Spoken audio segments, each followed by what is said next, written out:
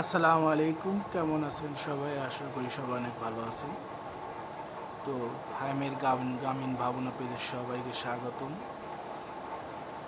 তো ওই যে কোয়েল পাখি, এগুলো খাঁচায় দেওয়া হয়েছে। খাঁচায় দেওয়ার পর আজকে সকালে থেকে আলহামদুলিল্লাহ পানি এবং খাদ্য খাওয়া ধরেছে।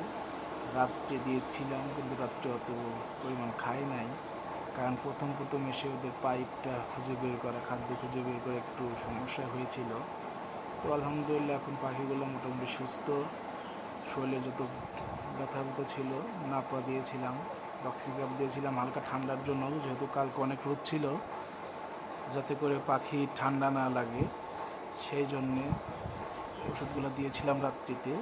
তো আলহামদুলিল্লাহ এখন মোটামুটি পাখিগুলা চঞ্চল, দেখুন কি সুন্দর খাবার খাচ্ছে।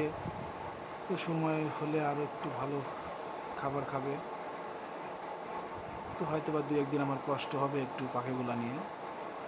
ওই যে নিচ দিয়ে দেখতেছেন একটু ফাঁকা রাখছিলাম, তো পাখি ছোট, তো ওই জন্য বের হয়ে যায়, এই জন্য আবার একটা বাধা দিয়ে দিয়েছি।